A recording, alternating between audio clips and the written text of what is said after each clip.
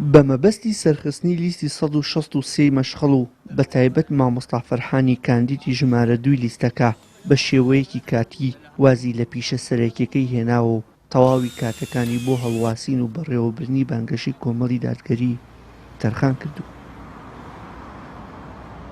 ئاری بە دڵخۆشیەوە کوچە و کۆڵانەکانی شارەکە بەسەر دەکاتەوە و بە وێنە و دروشمەکانی مامۆستا فەرحان شەقامەکان پڕ دەکاتەوە. وەڵاجا مامۆستا فەرحان کاندیدی کۆمەڵی دادگەری لە شاری کەرکوو لە هاوپەیمانی مەشخەڵ تاکە کاندیدێکەوە خەڵکی ئومێدی پێ هەڵبچنێ.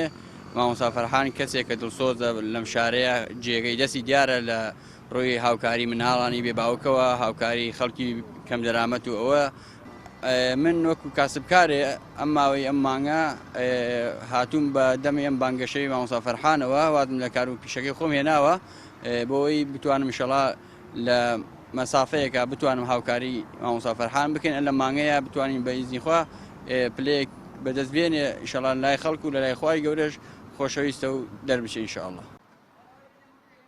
لیستی مەشخەڵ بە دروشمی خزمەتگوزاری و دادپەروەری بەشداری لە هەڵبژاردننی پارێزگاکانی عێراق دەکات. لەو چوارچێوەیەشدا مەڵبەندی کەرکووکی کۆمەڵی دادگەری کوردستان لە هەڵواسینی پۆستەر و دروشمەکانی مامۆستا فەرحان بەردەوامە و قۆناغ بە قۆناغ هەڵمەتەکە فراوانتر دەکات. بەڕاستی من سەربەرزم بە مامۆستا فەرحان کە کەسێکی دەستپاک و ئەمینە و حەزیشمان لێ کەسێکی ئەمین و دەستپاک بکەینە ئەو جێیە تا خزمەتی مسلمانانی ئەم شارە بکە.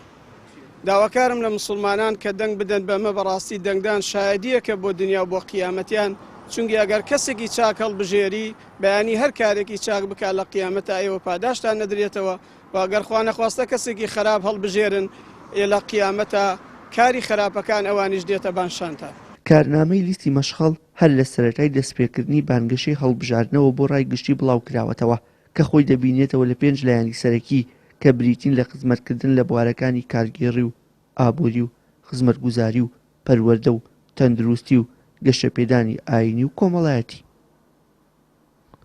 وشار محەممەد، کەناڵی ئاسمانی پەیام، کەرکووک.